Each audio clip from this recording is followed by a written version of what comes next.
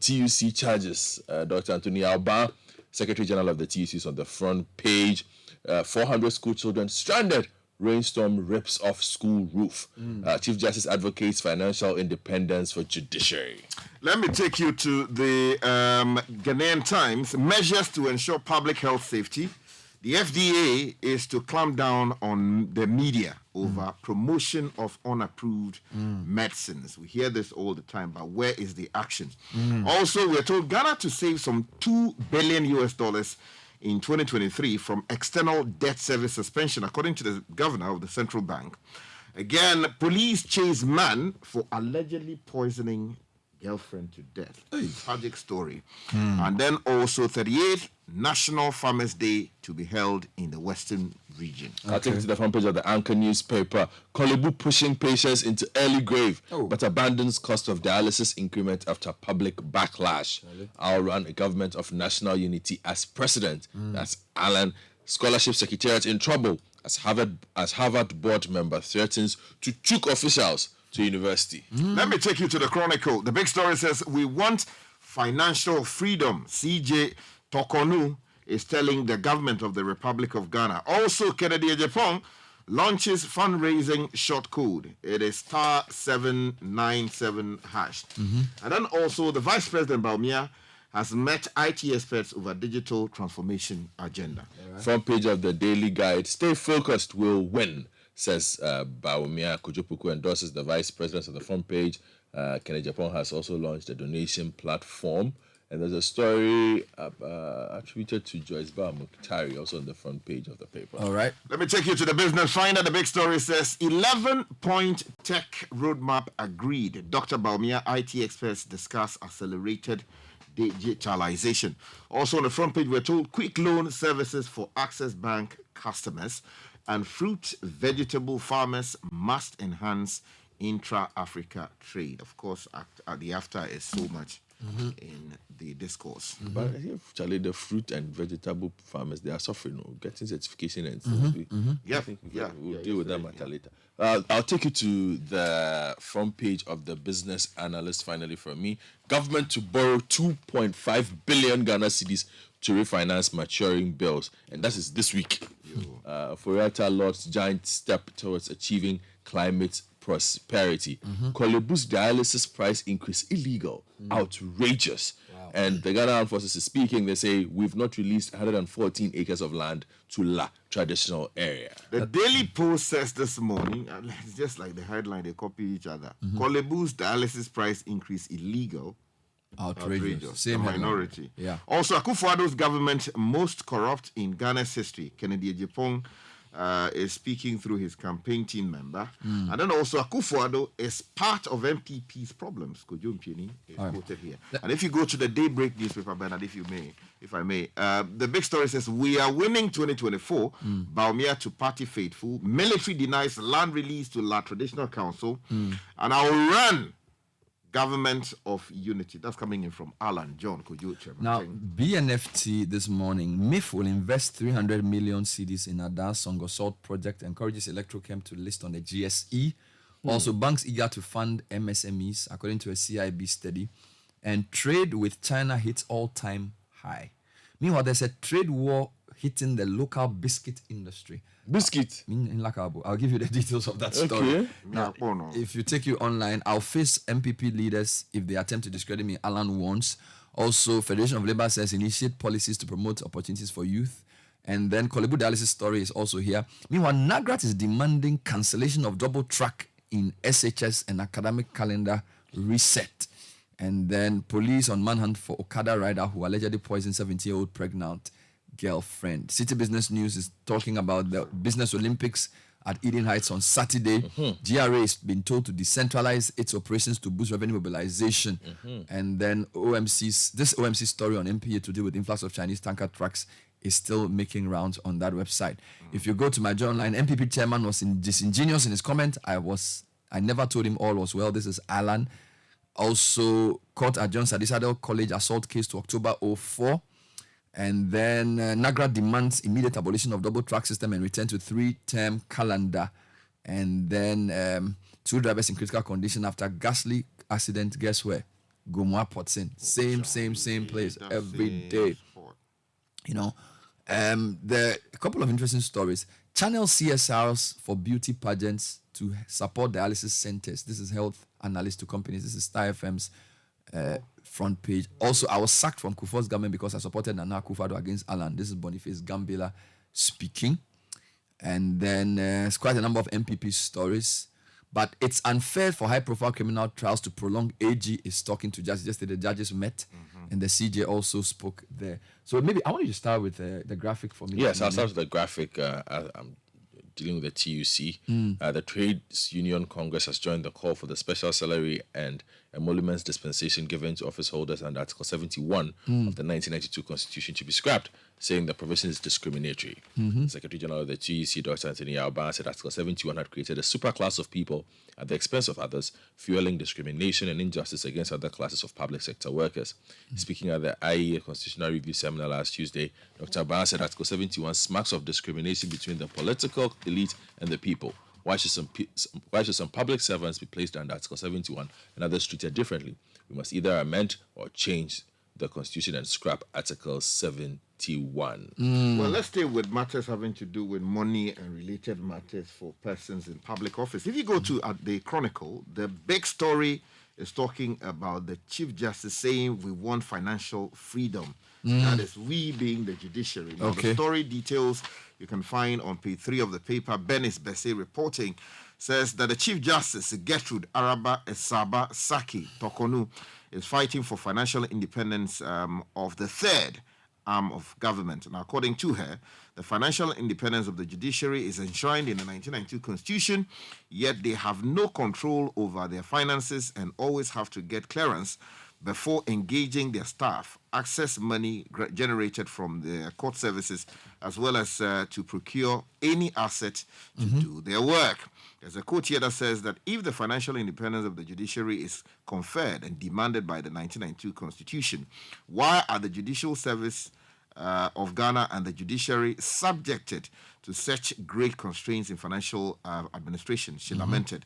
Now, the Chief Justice was speaking at the 42nd Annual Conference of the Association of Magistrates and Judges of Ghana, held under the theme, A Financial, Independent and Accountable Judiciary, the key effect of justice delivery in Accra yesterday.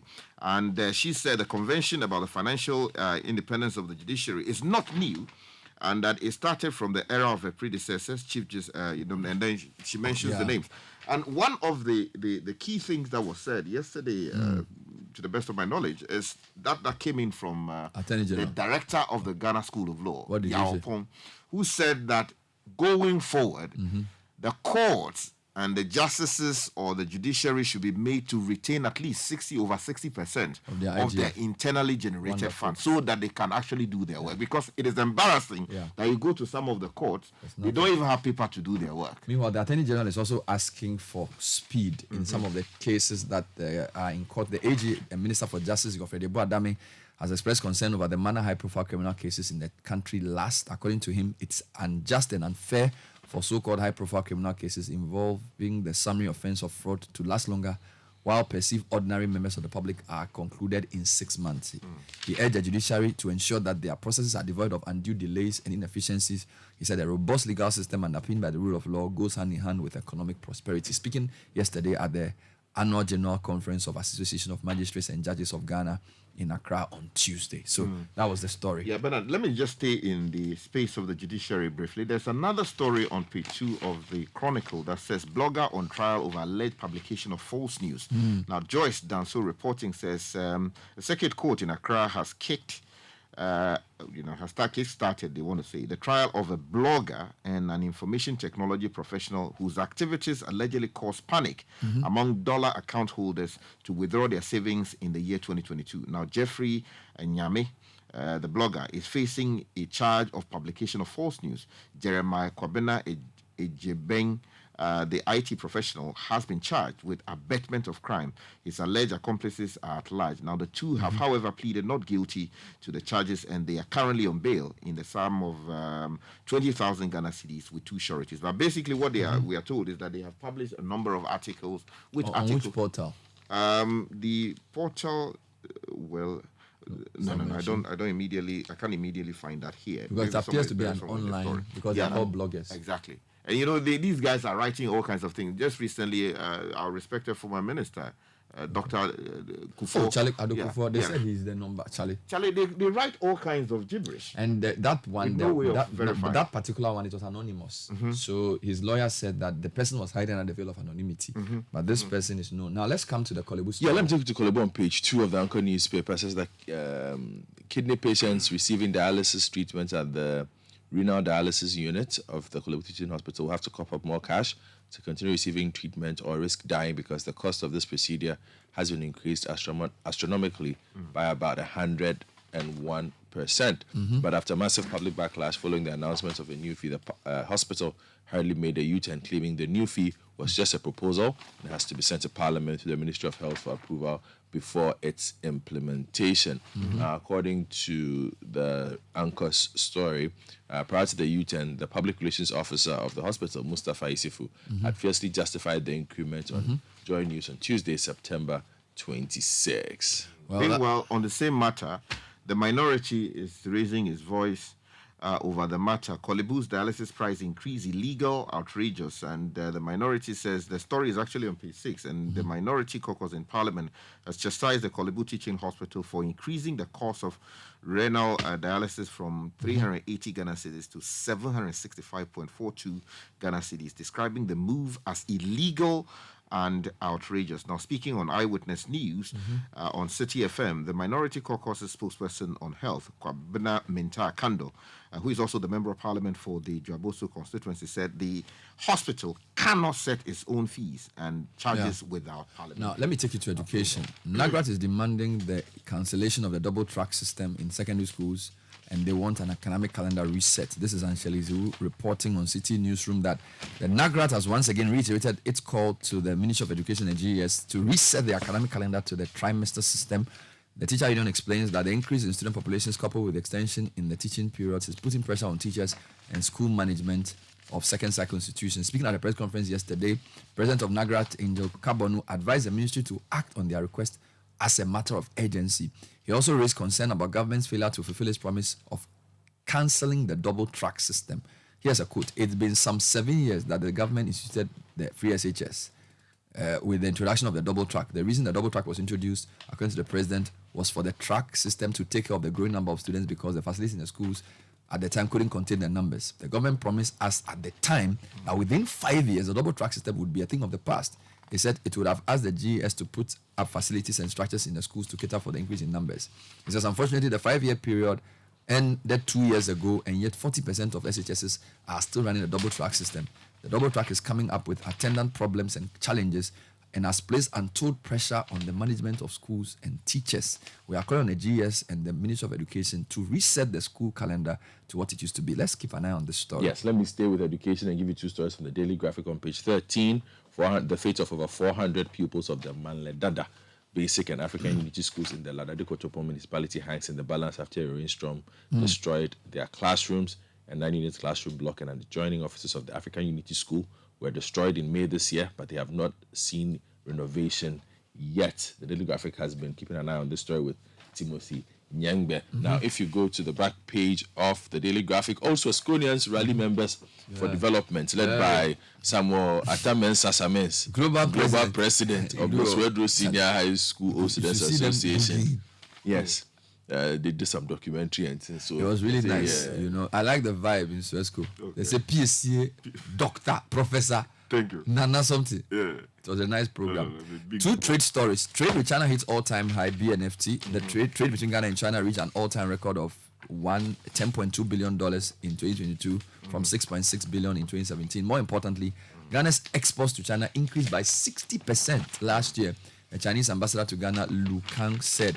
He said this at the celebration of the People's Republic of China's 74th anniversary in Accra, saying cooperation and partnership between the 2 countries was delivering tangible results. But there's a trade war hitting the local biscuit industry. Now, the story says the fierce competition in the local biscuit industry has reached a state of intense excitement and agitation as the 2 leading players in the industry, Trillium Industrial Company Limited, manufacturers of McBerry biscuits, and NutriFoods Ghana, have locked horns in the law courts over misuse of trademarks.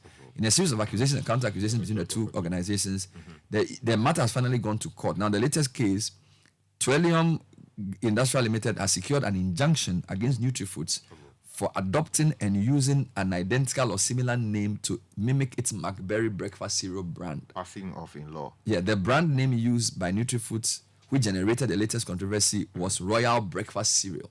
Now, the court presided over by Her Ladyship Adelaide Abuikede, Justice of the High Court, in granting a motion for interlocutory injunction, was convinced, among other things, that Trillium will suffer great hardship if the application was refused or dismissed. So she therefore, in a ruling, restrained NutriFoods and it assigns agents or privies from producing, distributing, marketing, or selling the Royal Breakfast Cereal biscuit until the determination of the substantive matter. Okay. So basically, Trillium produces McBerry breakfast. What do you call it? McBerry breakfast. Cereal breakfast. And then the other one produces Royal Breakfast. And then they are basically saying that the name is too similar. And therefore, they will be harmed if that name is allowed. Hopefully, this is not a case that drags, because we need. It's a matter that should be decided quickly. I mean, but the principle is that it is only a moron in a hurry who would not see the difference. Well, let me give you the background. If a moron in a hurry will see the difference. Well, I don't know. It will be called that Trillium Industrial launched a new biscuit brand called Alpha Cracker with a tagline, "The New King in Town."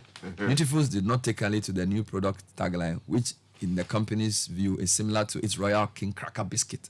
After a series of unsuccessful attempts to stop McBerry from using the tagline, NutriFoods mounted an action at the High Court to stop McBerry from using the tagline. Okay. However, the action suffered a fatal blow as the same was dismissed as unmeritorious. Okay. Now the tables have turned. The launch of the Royal Breakfast Cereal by NutriFoods has been seen by industry observers as a revengeful act, which then these guys have taken to court. Just take Lozati. The Lozati. Yeah, that one. Lozati. That's all. Nobody can even do that. Lozati. 30 seconds. Finish. Look for royalty. But we have to keep an eye. I think it's a very interesting case. Very interesting that case. We'll keep an eye on. Bernard, let me take you to another trade-related story. We're told fruit and vegetable farmers must enhance intra-Africa trade. Isaac Edu, writing for the Business Finder, says the Director of Crop Services at the Ministry of Food and Agriculture, Dr. Solomon Jianansa, has rallied Ghanaian horticultural businesses to work together to enhance intra-Africa commerce, which will boost our economy and ensure a substantial market share on the continent. But I received very devastating news from within that particular space yesterday. Some people complaining about their inability to get the help that they need to be able to export their stuff out. Is this still the issue of the place at the port where the exporters have to keep their product? There was this issue that came up. There's a long chain. Yes. A long chain. And today maybe we'll find some time. Yes, they should find some time. Let me give you the last word. Yes, so the government is borrowing 2.5 billion Ghana cedis this week. But according to watchers, with improved liquidity and lower refinancing pressure, they expect the Treasury to achieve the auction target. Two quick stories. Internationally, Niger has finally succeeded in getting France to leave. So France ambassador has been recalled from Niamey. So for those of you who are interested, French ambassador exits Niger after standoff with military junta. And then Niger frees French diplomatic envoy detained for almost a week. And then Macron says French soldiers will also leave Niger. But Charles, I had yesterday the Alan interview. How? It was interesting, and in fact, there's a lot of stuff. We didn't review them this morning, but I'll probably play some highlights. Yes, there's also been different reactions. No, not even that. Just your own thoughts sitting with the man. Oh, when we come back, I'll tell you. You make I read. Yeah, very rough. The newspaper review is brought to you by Total Energies. A poorly maintained car engine will age faster. That's why Total Energies has introduced the newly formulated quartz engine oil with ART